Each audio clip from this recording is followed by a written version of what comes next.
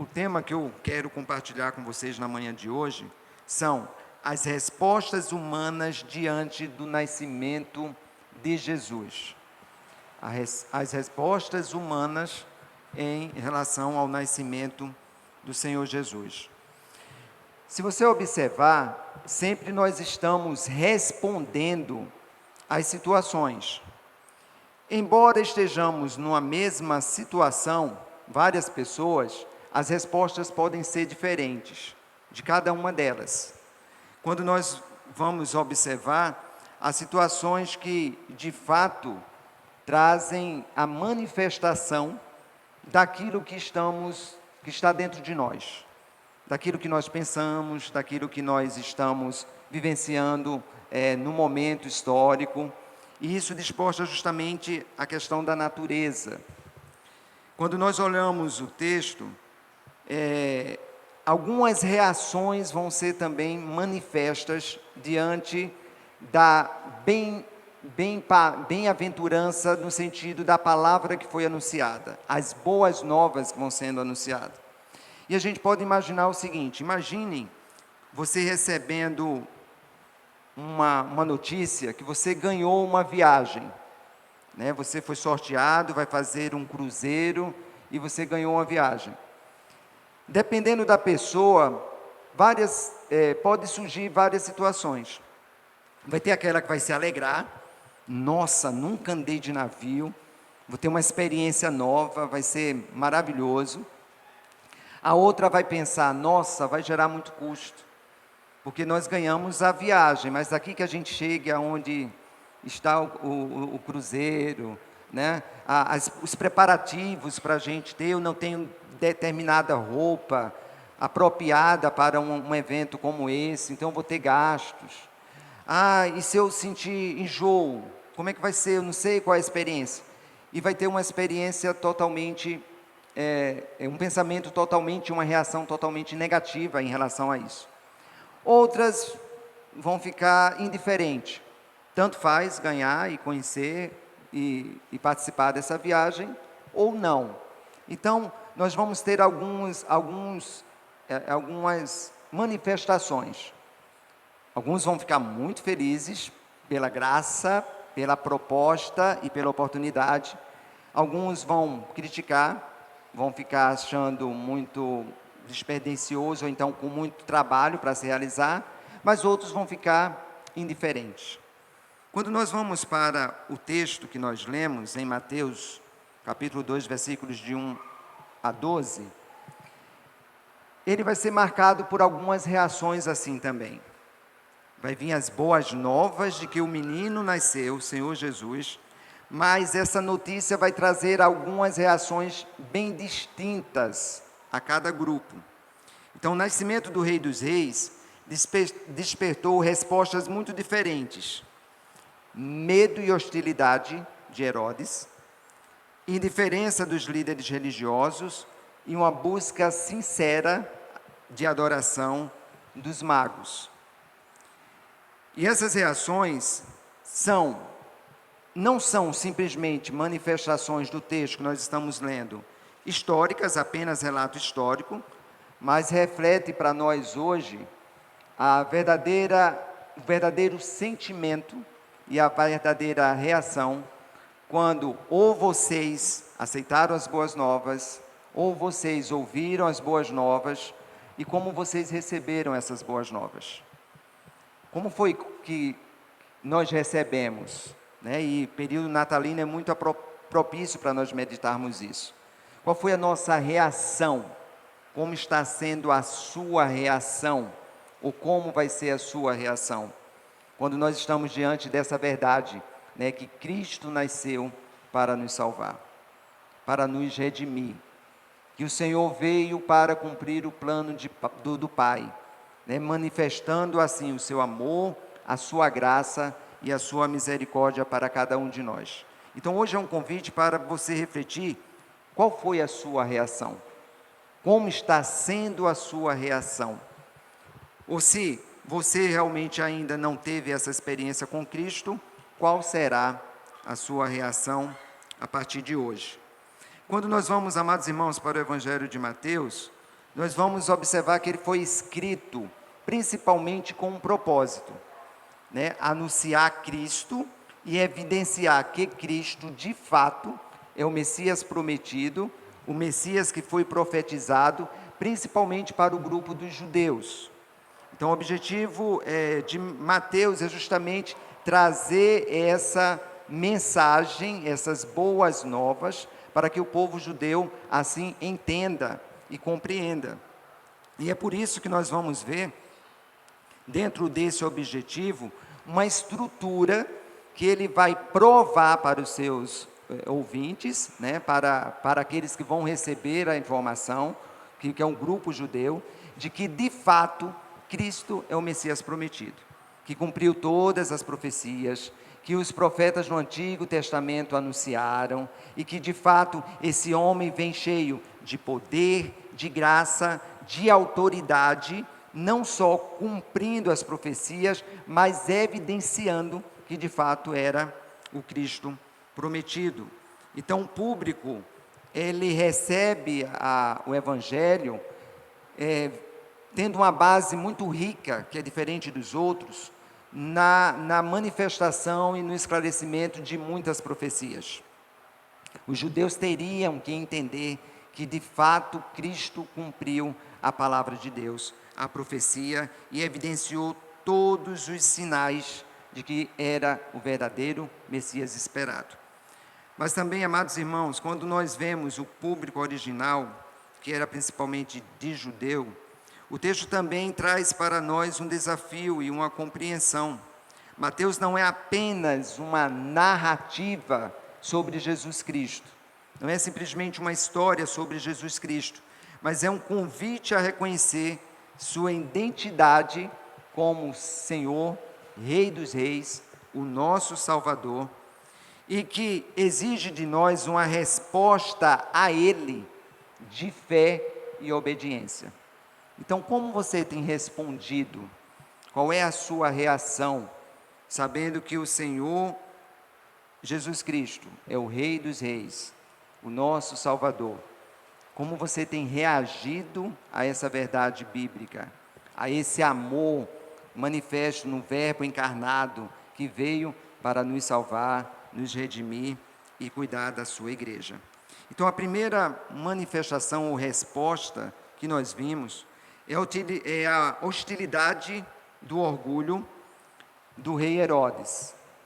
O rei Herodes vai manifestar um sentimento de medo, e ele não vai ser muito receptivo a essas boas novas, de que o Messias nasceu. Versículos 3 vai trazer justamente isso.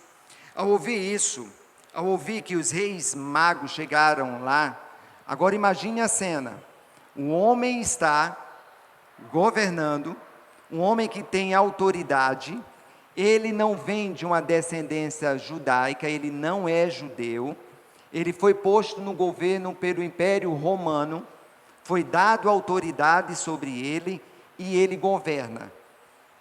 Tem seus privilégios, tem sua autoridade, tem o seu poder. E de repente ele recebe uma visita. Vem uns magos lá do Oriente, perguntando justamente para ele, que era o líder político, dizer: olha, cadê o Messias? Cadê o menino que nasceu?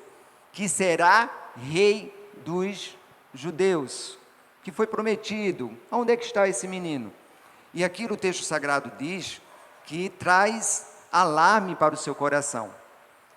Mas lembre que traz alarme para o seu coração, mas o texto diz também para toda Jerusalém, porque vai gerar dois sentimentos ali: alarme para ele, porque ele sente a sua autoridade ameaçada. Se ele de fato não é da descendência de Davi, se de fato ele não é judeu, e nasceu o rei dos judeus, a sua autoridade está ameaçada. Ele tem medo de perder o seu poder, a sua glória, a sua autoridade. Mas também o murmúrio, a conversa, esse anúncio, traz também um despertar e uma agitação em toda Jerusalém.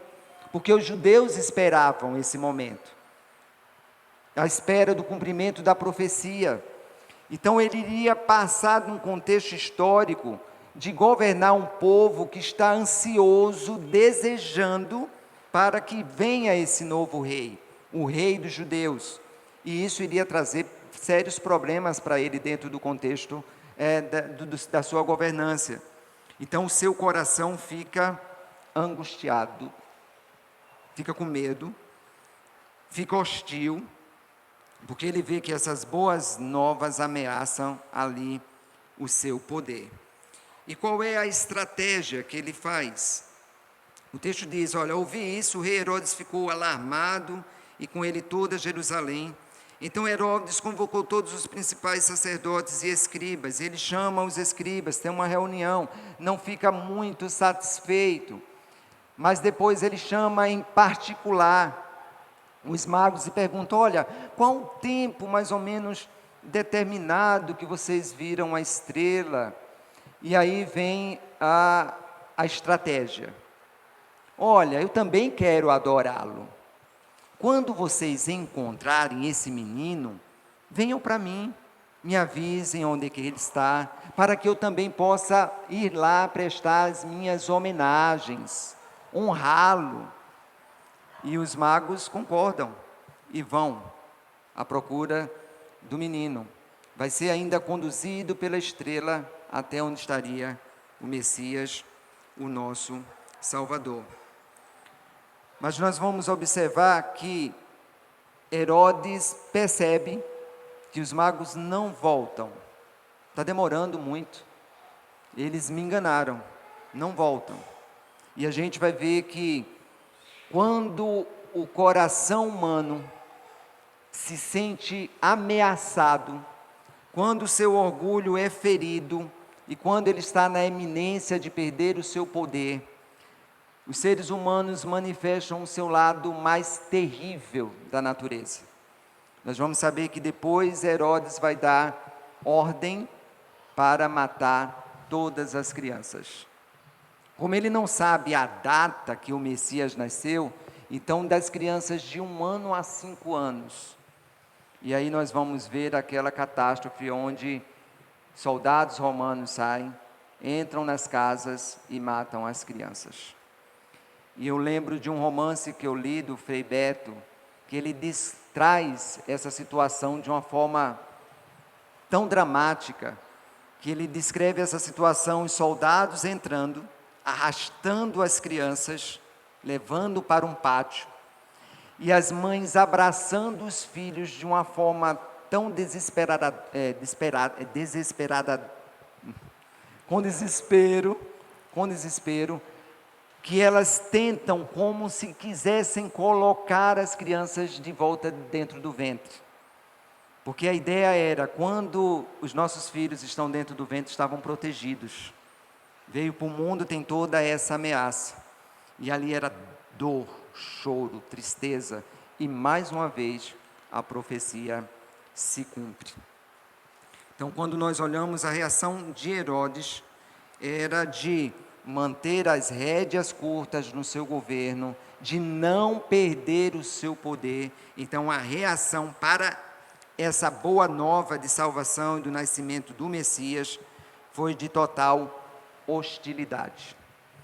E a pergunta para nós é: quais são as áreas da sua vida que você ainda está resistindo à entrega ao Senhor Jesus?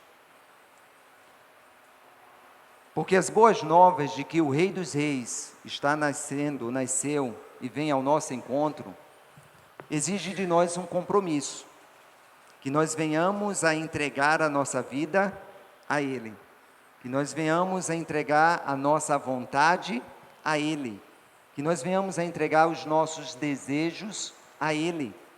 E isso muitas vezes vai tratar e vai mexer na nossa autoridade, na nossa vontade.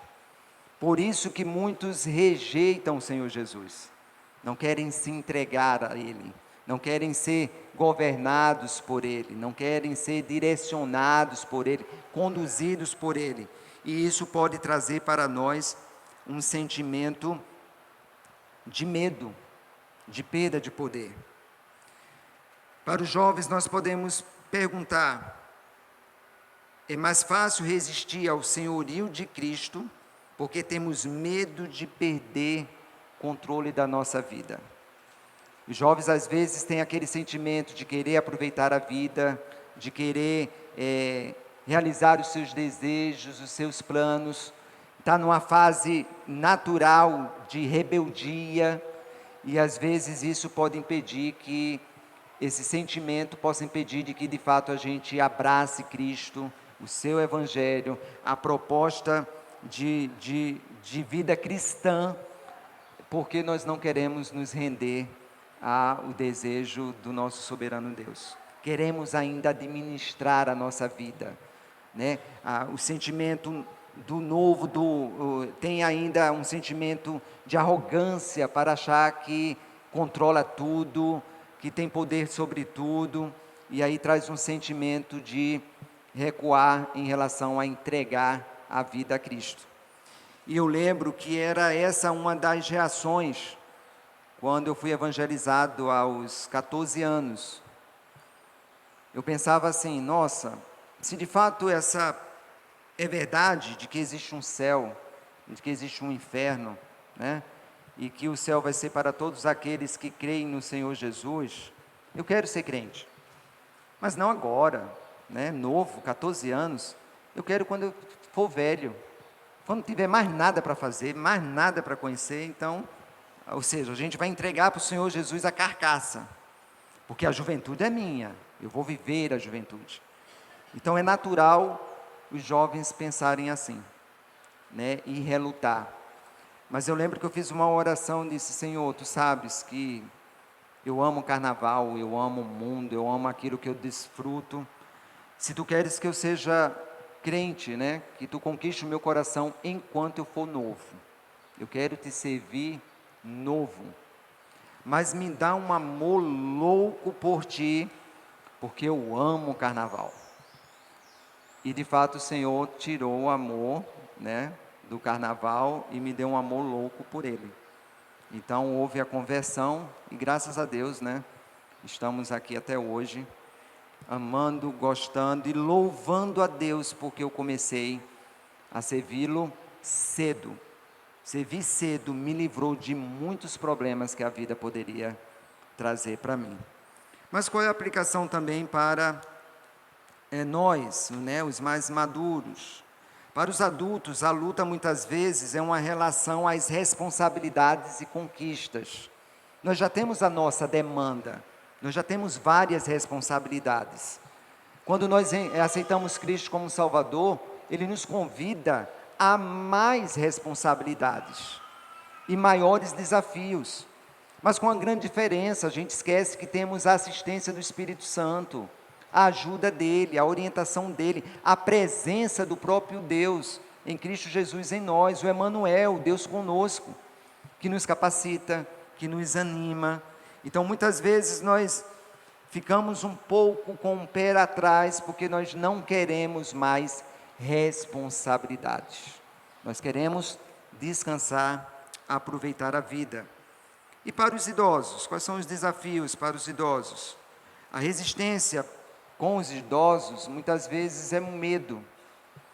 É um medo de pensar ou duvidar que Deus não tem mais nada para ele. Já estão muito velhos, não tem mais nada para oferecer ao Senhor, e querem agora só descansar. E aí a relutância de querer realmente aceitar essas boas novas como algo bom. E a palavra de Deus nos diz e nos convida que desde o momento que nós aceitamos Cristo como Salvador, Ele está conosco, nos abençoando, nos conduzindo até o último dia que Ele tem determinado para cada um de nós. Aquele que nos chama, aquele que nos ama, aquele que nos transforma, não só traz nova vida para a gente, mas está conosco todos os dias da nossa vida. Mas mesmo assim há um sentimento de relutância e de medo. Então o desafio, amados irmãos, é que independente dos nossos medos, do nosso medo de perder a liderança da nossa vida, de perder ou se afastar demais dos meus planos e do meu ponto de vista, que muitas vezes é egoísta por causa do pecado. Nós só pensamos em nós, na nossa vaidade, naquilo que vai dar lucro.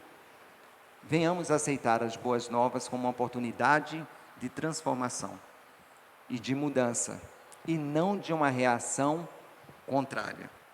Mas quando nós vemos também uma outra reação que pode ser gerada e que foi revelada também no texto, é a indiferença religiosa.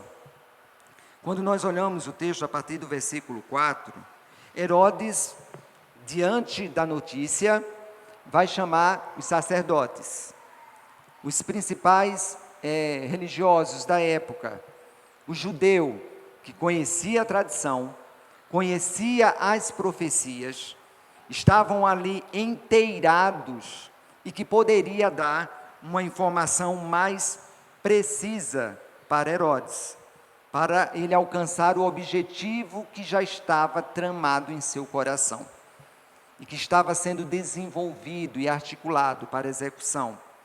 E o texto diz que, então Herodes convocou os escribas e faz uma pergunta: onde o Cristo deveria nascer?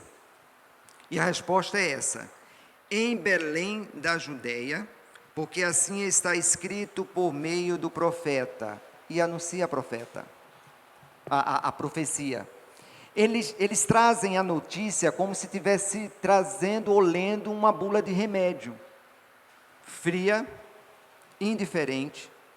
Se eles conheciam a profecia, e se isso de fato era uma realidade que tinha chegado esse momento, eles acostumaram com o sagrado, eles acostumaram com a profecia, eles não estavam mais na expectativa da espera do Messias, porque na espera do Messias também há todas as promessas, há toda a glória, há todo o impacto e as verdades que a vinda do Messias teria sobre a história do povo de Deus, sobre a igreja. Mas eles perderam a expectativa, se acostumaram com o sagrado. Aquilo que era a palavra de Deus, profecia viva e poderosa, se tornou simplesmente um relato, um documento histórico, e eles trazem dessa forma simples: olha, a profecia diz isso, e você, Belém, terra de Judá, de modo nenhum é a menor entre os principais de Judá, porque de você sairá o guia que apacentará o meu povo Israel. Só informou. E quando nós olhamos, amados irmãos, esse sentimento, quantas vezes sabemos o que a Bíblia diz, mas falhamos em agir, falhamos em acolher. A leitura da palavra de Deus, muitas vezes na nossa caminhada cristã, se tornou simplesmente um hábito, porque crente ler a palavra de Deus. Crente tem que saber da história, mas a gente pode perder o sentimento com a palavra de Deus, de que de fato é boca de Deus, é palavra de Deus, e cada palavra ali tem uma orientação, tem uma promessa, tem um sentido, tem um impacto na minha vida. E a gente pede aquele sentimento e aquela realidade espiritual de que quando eu vou para as Sagradas Escrituras, Deus está falando comigo, com o meu coração. É um encontro da sua palavra comigo, o qual Ele fala, me orienta, me instrui. E temos ainda a assistência do Espírito Santo para nos dar sabedoria, para nos iluminar. Muitas vezes na caminhada cristã, a nossa indiferença e frieza com a palavra de Deus transforma na palavra de Deus como se nós estivéssemos lendo um livro qualquer ou um jornal. Nós não vamos mais com aquela expectativa, com aquele desejo, com aquele amor de saber que estamos diante da palavra de Deus. A oração se transforma simplesmente no momento em que eu apresento ao Senhor a minha relação de pedidos. E na maioria, pedidos pessoais.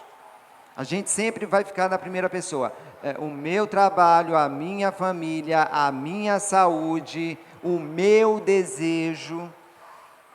E esquecemos que é um momento de comunhão com Deus. O relacionamento com Deus é tão maravilhoso que Ele deseja que nós o busquemos em oração. Não porque a gente tem que lembrar Ele. A palavra de Deus diz que antes mesmo de a minha boca pronunciar qualquer palavra, Ele já sabe. Na verdade, amados irmãos, de uma forma simples, você nem precisa orar. Se é para Deus saber, Deus já sabe. Deus já sabe das suas necessidades. Deus já sabe das suas lutas, das suas dificuldades. Mas qual é a importância da oração? A importância da oração é porque há manutenção nesse relacionamento. Relacionamento tem que ter diálogo. Relacionamento, quando nós colocamos as nossas orações diante do Senhor, isso revela que eu tenho fé nele. Eu creio. E isso é mais por mim do que pelo próprio Deus.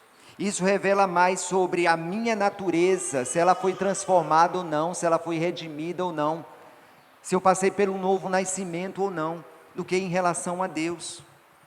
Então, muitas vezes, as nossas orações, se nós não tivermos cuidado, acostumando com o sagrado, vira só um momento onde eu estou colocando diante do Senhor os nossos pedidos.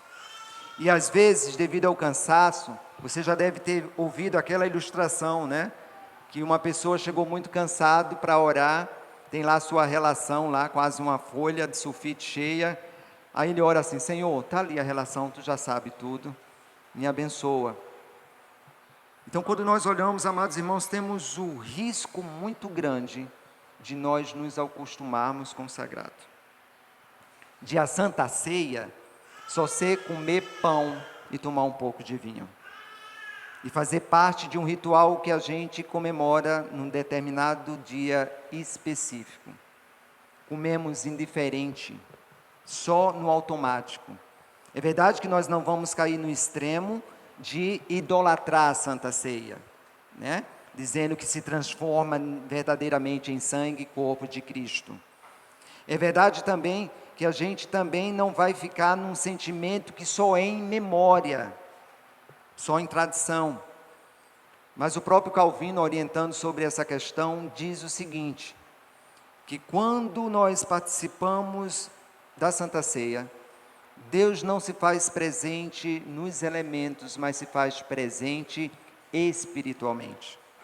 Então há, irmãos, bênção também quando nós participamos. Se a vida já é difícil sem a participação, ou com a participação da Santa Ceia, imagine sem ela, sem a comunhão.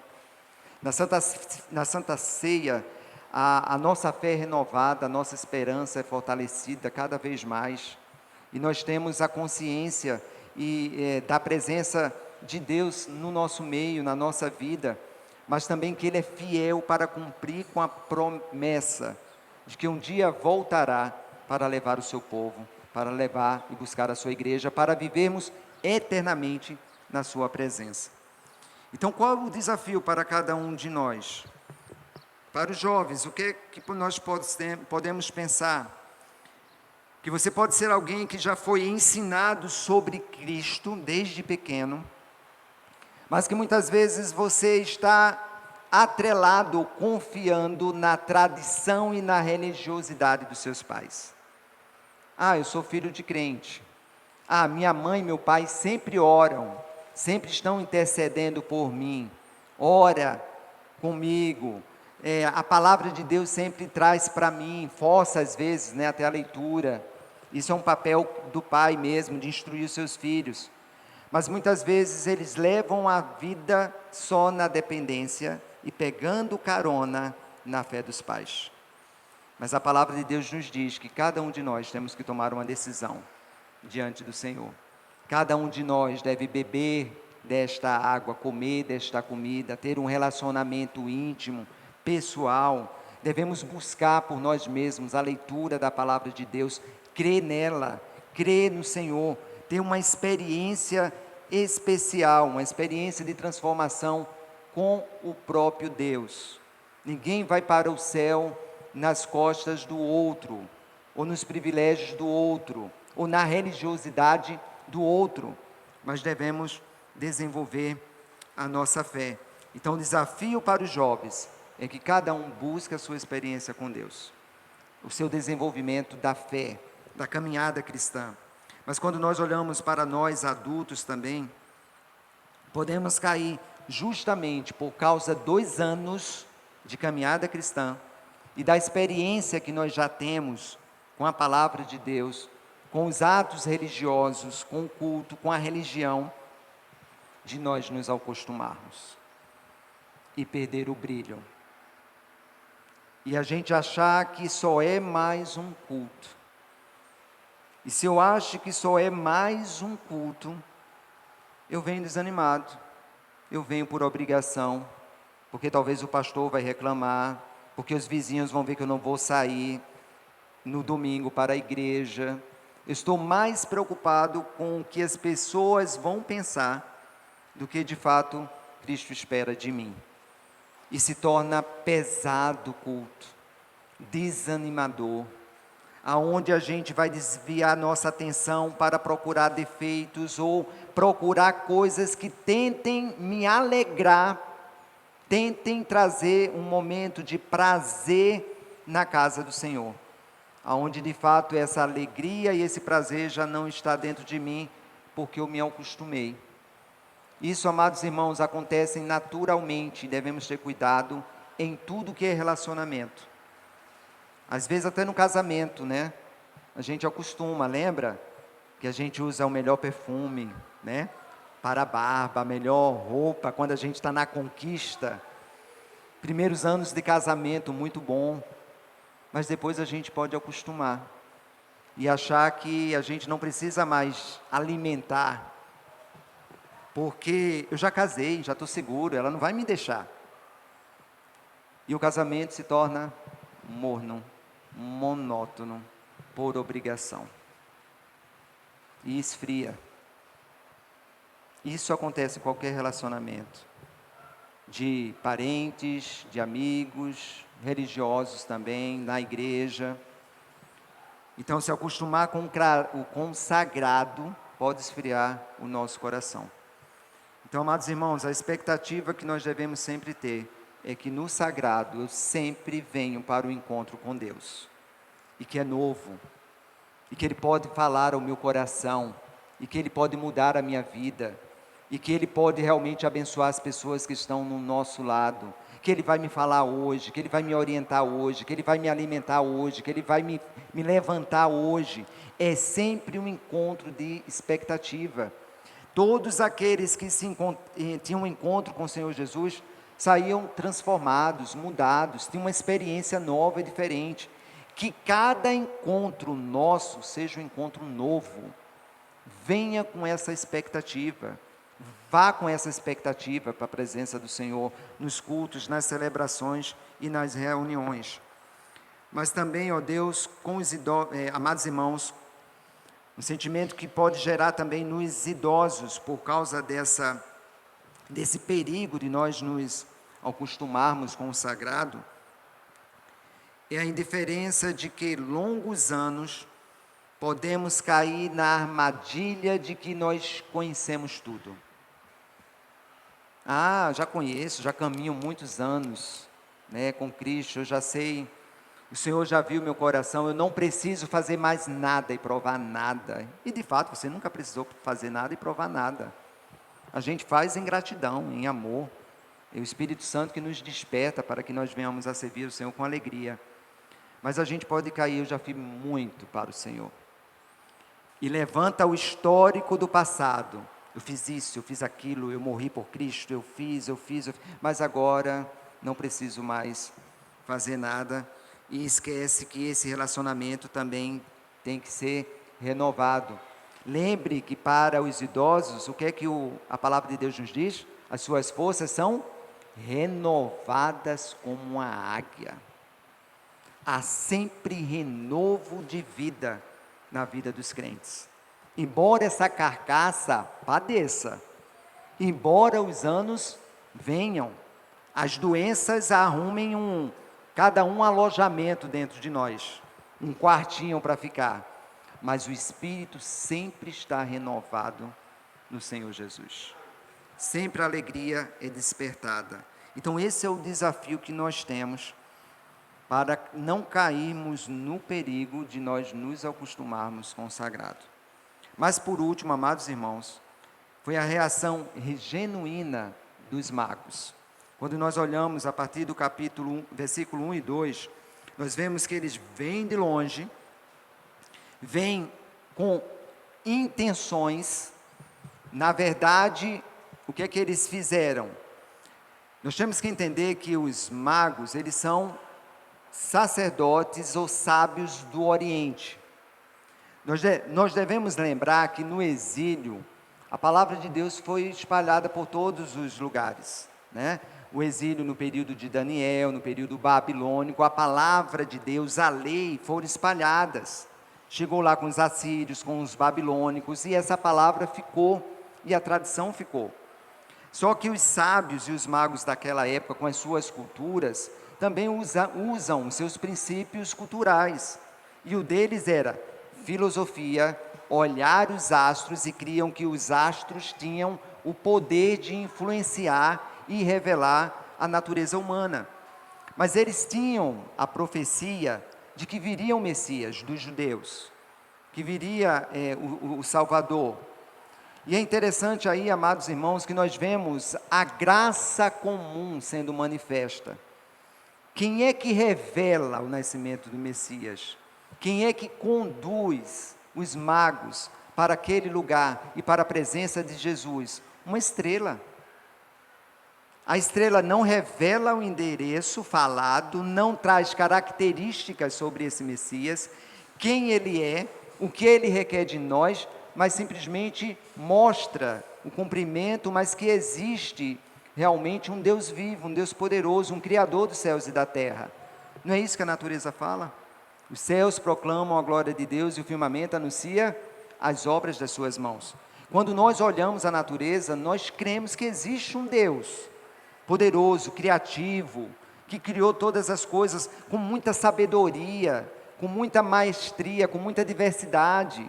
Mas quando eu olho as obras da criação, não traz o que esse Deus requer de nós.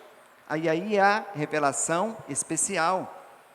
A palavra de Deus, as profecias, as escrituras, que se revela o Messias, mas também revela o que ele requer de nós. Essa estrela os conduz. E eles saem distante, com um ato de fé, crendo que a estrela iria conduzir. Não sei para onde, quantos dias, mas eles se prepararam. Mas se eu creio que a estrela está me conduzindo ao rei dos judeus, o rei dos reis, como eu vou me apresentar para esse rei? Eu vou reverenciá-lo, eu vou honrá-lo, eu vou respeitá-lo, como era na tradição de qualquer rei que nascesse. Então eles têm no seu coração um propósito e um objetivo, e isso é provado nos presentes que eles levam.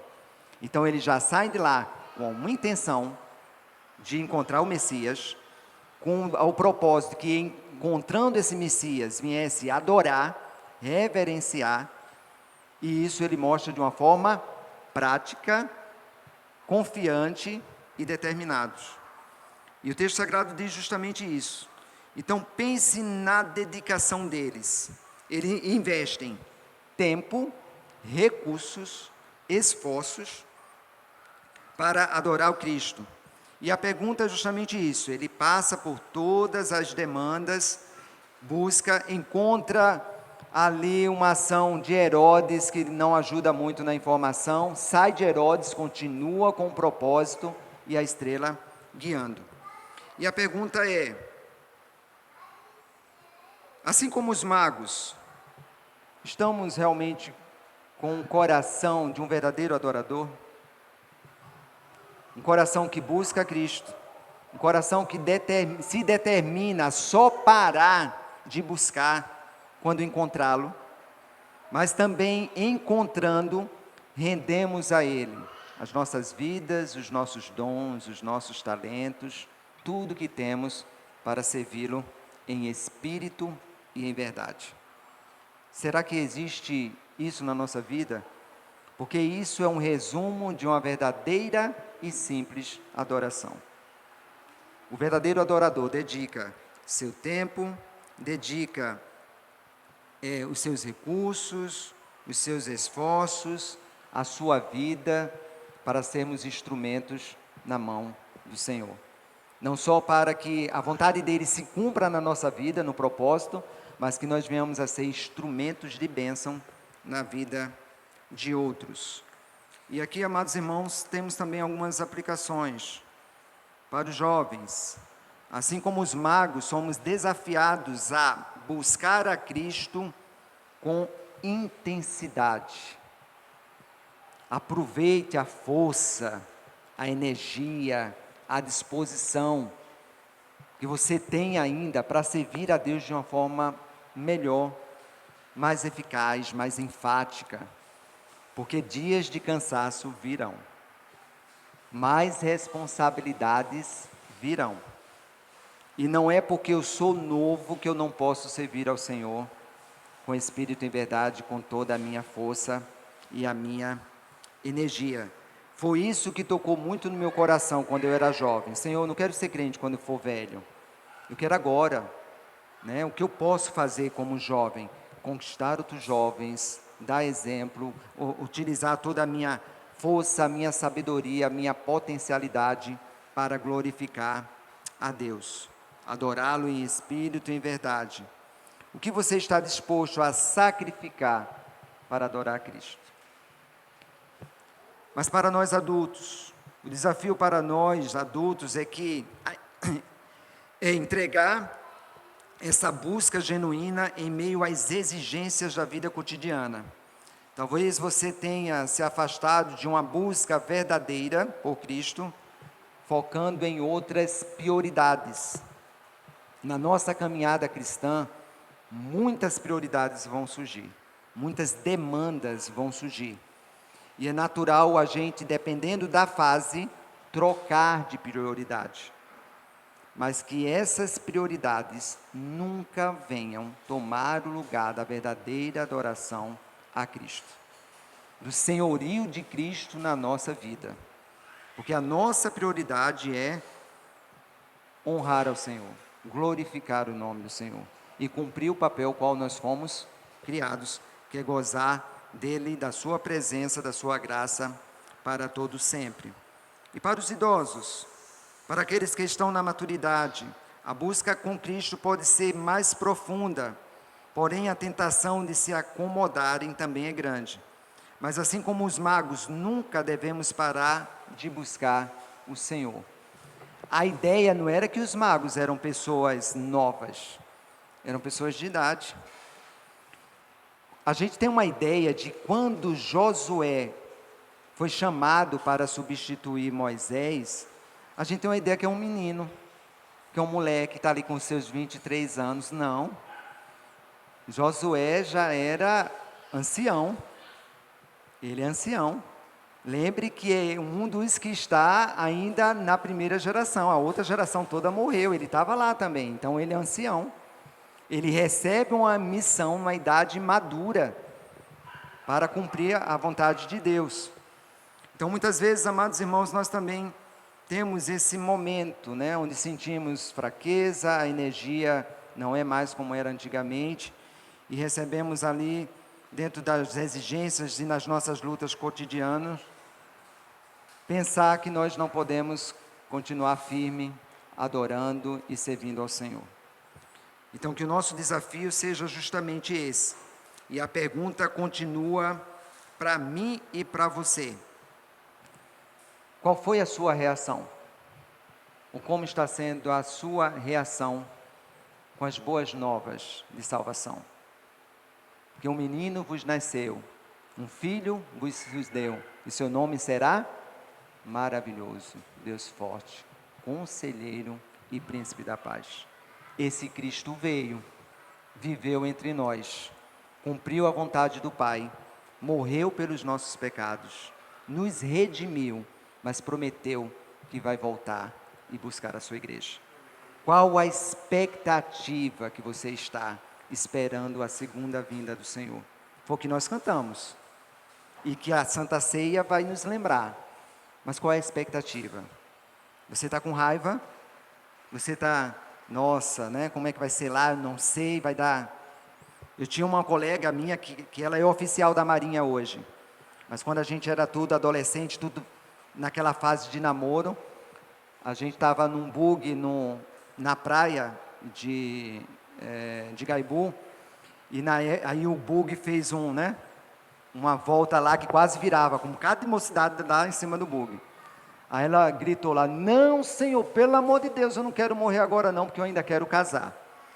Não, eu quero casar, aquela coisa toda. Então, às vezes o novo, nós não sabemos detalhes como vai ser lá, e nós estamos tão agarrados a esse mundo como se só fosse isso, faz com que nós não desejamos de fato, embora os nossos lábios fala que ansiamos a vinda de Cristo, nós não queremos sair.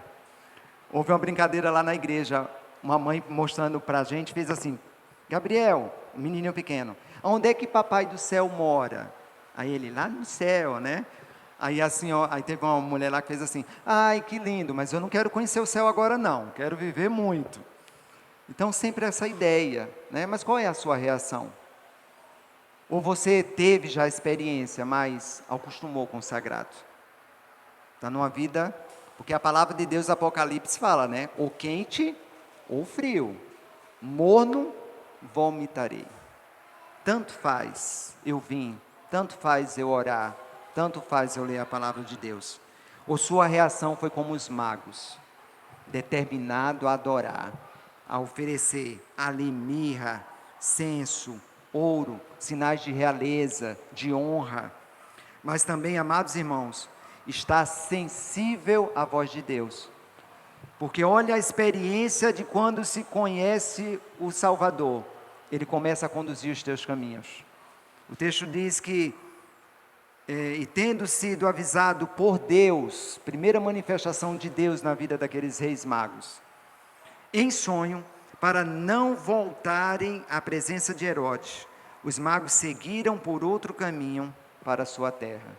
Conhecendo Jesus, Ele conduz os nossos caminhos. Ele vai dizer agora qual é o novo e vivo caminho que nós devemos percorrer e viver para a glória dEle. Amados irmãos, concluindo, então nós vimos, ó Deus, nós vimos no texto de Mateus, capítulo 2, versículos de 1 a 12, as respostas humanas, né, diante do nascimento do Senhor Jesus.